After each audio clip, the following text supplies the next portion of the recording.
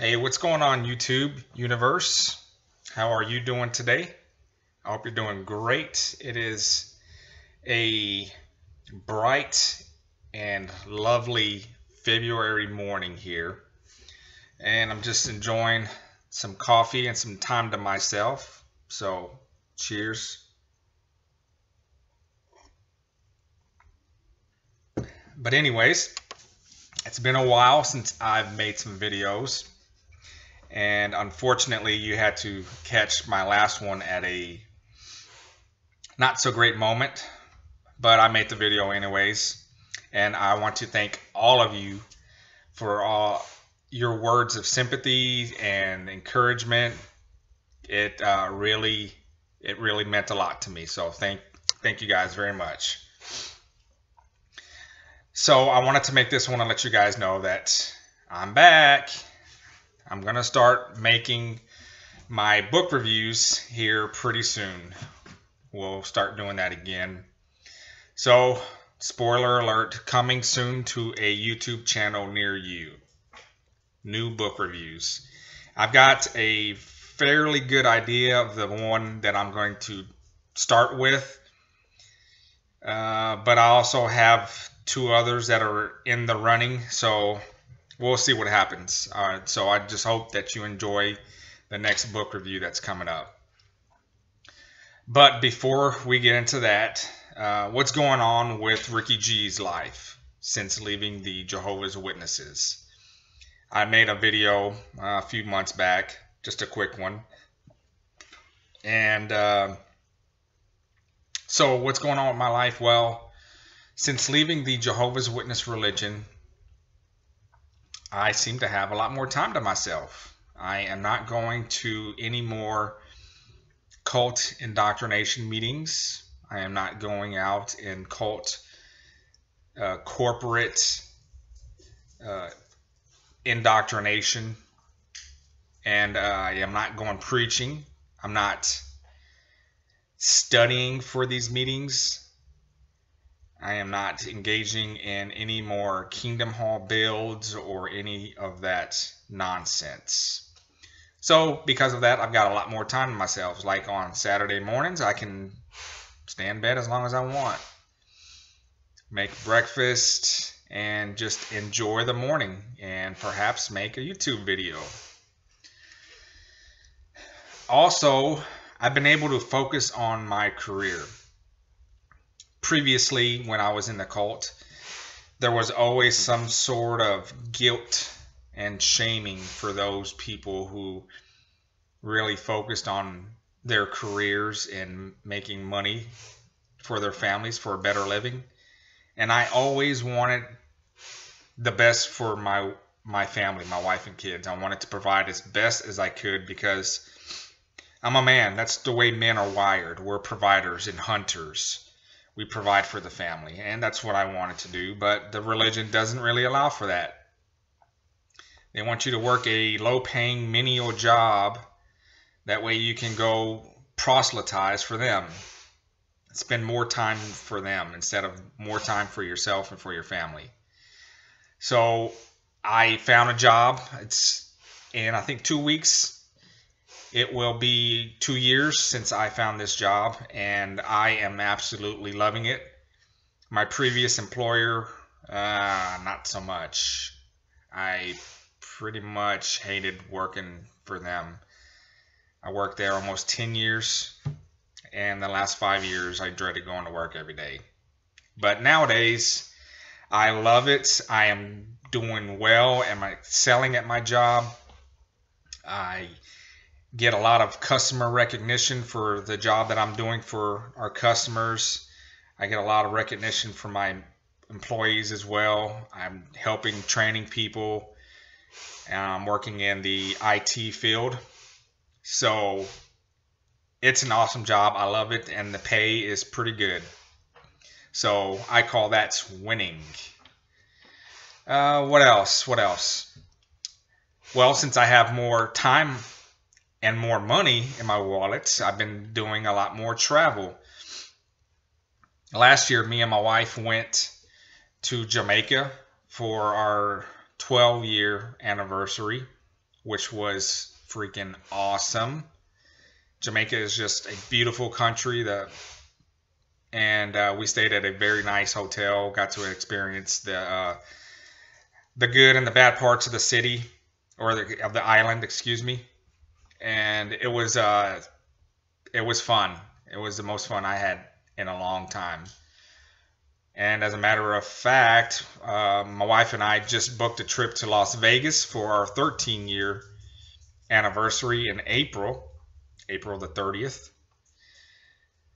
So I'm stoked about going to Las Vegas for the first time. Gonna probably gamble some and maybe enjoy the legalization there in Las Vegas a little bit. We'll see what happens. So yeah, we've got some more money in our bank accounts. We've got some more time on our hands. Well, at least I do. So we're traveling a little bit more, seeing parts of the United States that we haven't seen and parts of the other world that we've only dreamt of seeing. So life is doing good. Picking up some hobbies as well. I actually went to the gun range about a week and a half ago for the first time. And I was very hesitant because that's kind of out of my element. I've never really fired a firearm except for a BB gun when I was a kid. So one of my good friends and coworkers brought his arsenal out, and he's got a very impressive arsenal of firearms to pick and choose from. And I had a blast. I love it. It was so much fun. I've always heard my coworker and friends say that there's nothing like the smell of gunpowder on a Sunday morning. And now I know exactly what it means. It's a lot of fun. So I definitely want to start. I want to purchase a firearm. I want to keep maybe a shotgun in the house for protection. You know what I mean? And then I definitely want to build my own rifle for fun at the gun range. So that's a hobby that I think I'm going to be getting into. And I also want to start golfing again. I was golfing a little bit when I was a JW. And it's fun. I do like golfing. It's relaxing. It's probably the only thing I can be bad at and still like. So I need to get me another set of clubs because my other one, I hardly ever used it and got rid of it. So got to get me a new set of golf clubs, and I want to start golfing again here soon. So those are some of the things that I've been up to since I was officially disfellowshipped as a Jehovah's Witness, July 24th, 2014. So life is going well, And I did mention briefly about my last video. And again, I want to sincerely thank all of you for your condolences and your sympathies and your kind words. That really, it touched me, and I appreciate that very much. So I was able to return to my grandma's gravesite and just kind of grieve on my own because the funeral was pretty horrible. It's not fun being rejected by your entire family in person. So I went on my own. I did my own grieving. And the reason why I put that video out there is to let you ex-Jehovah's Witnesses know more than anything else. And also just to let other people know what happens with this religion. But mainly for you ex-Jehovah's Witnesses who are going to have to go through this type of situation. If you have Jehovah's Witness family, you need to expect that kind of treatment. Because it's going to hit you like a ton of bricks if you don't. I thought I was prepared for it. I was expecting it, but it still was surprising to me. And I could definitely see how depressed I could have gotten had I not expected that.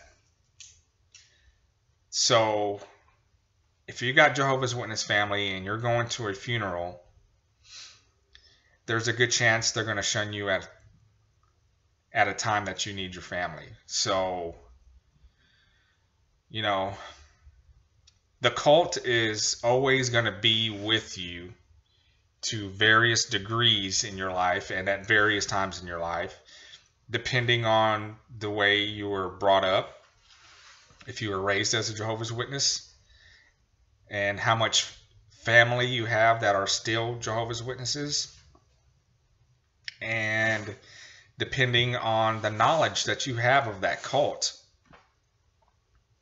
of the religion, where it came from. Is there some things that you still believe? Do you still believe in their Armageddon, the New World, Paradise? Do you still believe in that carrot on a stick? All these factors are going to affect you to various degrees, and how that affects you is going to be different for everyone. So I have come to the conclusion that my entire family, including my spouse, may never wake up. And that's okay with me because I can't control anything about that. There's no way I can have any sort of control over that because they don't want to have a relationship. My family doesn't want to have a relationship with me. And in order for my marriage to survive and thrive, I really have to leave religion out of it. So you have to come to grips with that. You can either wallow in your self-pity, or you can make something of the rest of your life. It may not include your family that you love, but there are other people out there that care about you, that you can make friends and will become like family. So if life gives you lemons, you need to make some lemonade and put some vodka in there too. You know, there's a quote from the movie Shawshank Redemption. If you haven't seen that, go see it. It is a great classic movie. But Morgan Freeman says, "Get busy living or get busy dying." And that's really what needs to happen when you leave the Jehovah's Witness religion. You need to get busy living, making something of your life, going back to school, getting your education, focusing on your career, picking up hobbies, traveling, doing something that makes you happy. Oh yeah, speaking about going back, I'm sorry. We're going to go back a little bit about some things that I've been doing since I left. I told you guys that I showed you guys my tattoo that I got of my son. And I was going to get a tattoo of my daughter for my 39th birthday back in September. And I did. And drum roll, please. Da, da, da, da. Here you go. There is my daughter. Let me try and get a good angle. And there is a yellow rose. And there is her middle name, Leah Simone. So I kind of... I'm thinking about getting some more work, getting like a stem to come down and then wrap around my arm and tie it into a knot, something like that, and maybe changing it from a yellow rose because that is the official Texas rose. And me being a Texas boy, I thought that was very appropriate, but I'm not too happy with the yellow coloring on my skin, so I may see if I can change it to a pink rose. But yeah. I'm excited about the tattoos that I got, and I got an idea for another one on my 40th birthday. I'm kind of thinking about either getting a tattoo or my first firearm. I don't know. It's kind of a tough decision. It is my 40th birthday, so I got to make it a good one. But going back to the conversation, sorry about having to go back, but you know, everything is not going to be all roses and chocolate,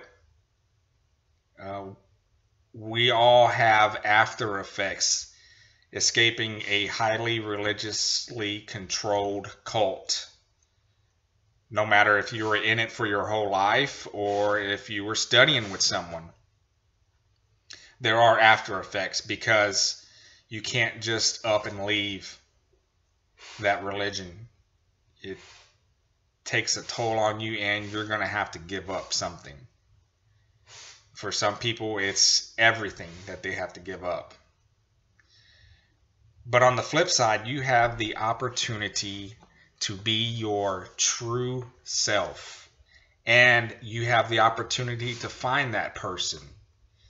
You have the opportunity to be free and not have to worry about what other people might think of you. Or if what you're doing, is that going to stumble someone in the congregation? Are you going to get pulled into the back room and counseled because you're doing something that someone in the congregation finds offensive? You don't have to worry about all that. You can do what you want, and excuse my language, but fuck the haters. And I will end this video with this. The only thing that I have taken away from the Jehovah's Witness religious cult is what they used to say: make the truth your own. I'm not talking about the Jehovah's Witness truth. I'm talking about the truth about yourself and your life and what's out there. Make the truth your own, whatever that may be, whatever you want to believe in, make it your own. That's your new goal in life. That's what it should be. Start living. Get busy living, or get busy dying. So anyways, thank you for watching this video. I hope that things in your life are going well. Like I said, not everything is going to be roses and chocolates and all this good stuff, but I hope that your life is improving after leaving the cult. And last but not least, expect a book review coming soon. So thanks for listening. See you next time.